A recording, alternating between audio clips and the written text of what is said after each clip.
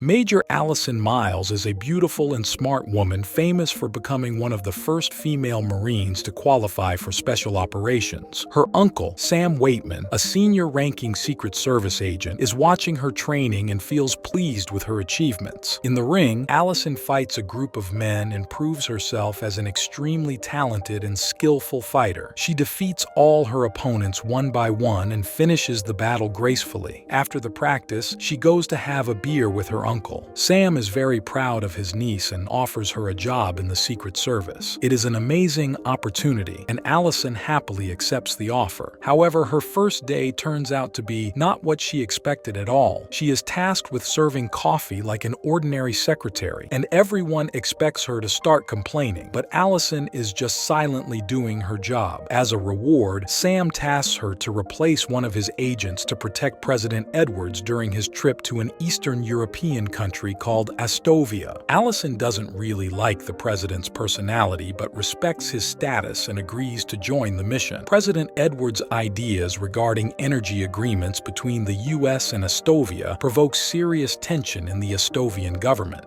Meanwhile, General Azem Rodionov, the Astovian opposition leader, is strictly against the idea of collaborating with the USA. He plans his own armed coup, takes current Astovian minister Toma Hasak hostage, and kills him. Nothing can stop him on his way to power, and Rodionov's next target is President Edwards. Back in Washington, Agent Jim Richards gets assassinated by a representative of the Astovian army, and his killer uses his laptop to hack the US military base. Another Astovian soldier finds and threatens Air Force One pilot Lieutenant Colonel Martinez and makes him call in sick for tomorrow's flight with the president. As soon as Martinez does what he was told, the soldier kills him and prepares to take his place on Air Force One. Astovian soldiers infiltrate the plane and take their positions. A group of special agents, including Allison Miles, and a group of journalists board the plane and wait for the president's arrival. As soon as Edwards shows up and gets to work, everyone is ready for the trip, unaware of the danger that awaits them. Astovian soldiers hijack Air Force One and take full control over the plane. Shortly after Sam Waitman notices the lack of internet connection, Rodionov contacts the passengers and announces that the plane is hijacked. Rodionov's men take all the journalists and Edwards' subordinates hostage, and it seems like Allison and Sam are the only secret agents who are still free. The pilot contacts President Edwards and threatens to start killing passengers if the president doesn't leave his safe room. Edwards follows the order and both his bodyguards immediately get killed. Colonel Amar Hosman takes the president to talk to Rodionov in private. Rodionov gives him 1 hour to cancel the agreement between the USA and Astovia and threatens to begin eliminating the hostages. Edwards attacks Hosman and fights him, but Amar quickly regains control and makes the president calm down. At the same time in Washington, the vice president starts getting suspicious because her colleagues from the plane don't answer her texts. The Astovian hacker manages to trick the vice president and makes her think that everything is okay. When Hosman reveals that agents Waitman and Miles are still free, he starts his hunt, but Allison is one step ahead. She breaks into the president's cabinet and attacks his Astovian guard. He has only a knife,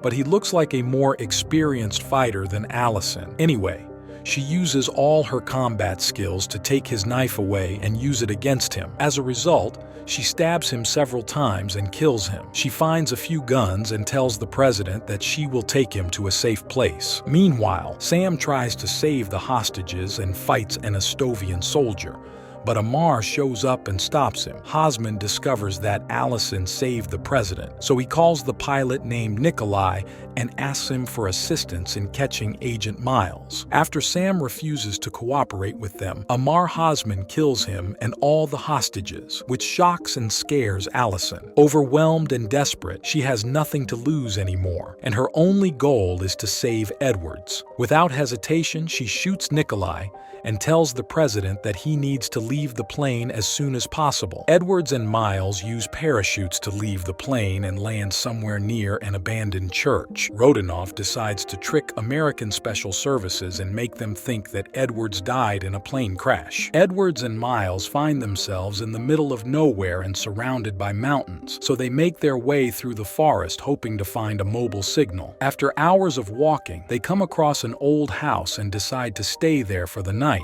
By the way, Edwards starts noticing how beautiful Special Agent Miles is, but they have more serious problems to worry about. Allison sews up the president's wound and suggests that the terrorists wouldn't be able to hijack the plane without help from the inside. Someone betrayed the president, but he doesn't want to think about who it could be. He thanks Allison for her help and consoles her after the loss of her uncle. Now, she needs to focus on her work and do anything to keep the president safe. Gradually, Miles and Edwards find common ground and get to know each other better. Allison discovers a new side of the president's personality and changes her opinion about him. They fall asleep sitting together, and in the morning, Edwards makes them coffee. Well, what good service. Rodinov's henchmen encircle the house, but Allison feels their presence and starts a gunfight. She manages to kill a couple of soldiers but gets hit by a car. Edwards comes to rescue and kills the man who was going to shoot her. Anyway, the number of enemies is too big,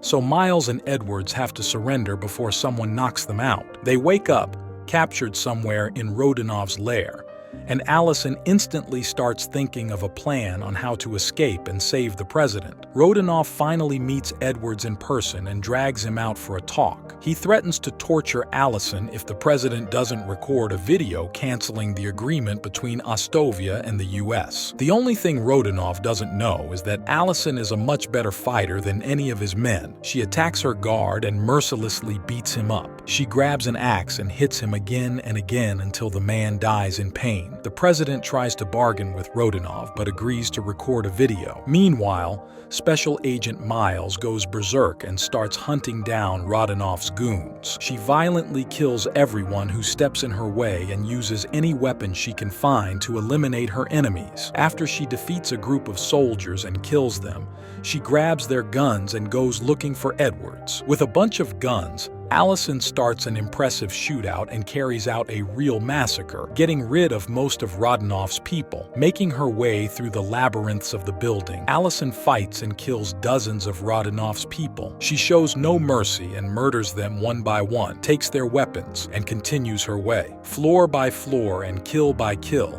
Allison achieves her goal and finds Rodionov, who takes the president hostage. Rodionov shoots Allison and gets ready to kill her, but Edwards grabs a gun and kills him instead. Allison's mission is complete, and she finally calls the president by his name, Dallas. Agent Miller arrives to take care of the president, but Allison doesn't lose her vigilance. She deduces that Miller was the one who betrayed Edwards and shoots him dead before he kills the president. Now Allison and Dallas can finally fly back home. President Edwards continues his rule and Allison becomes his main bodyguard.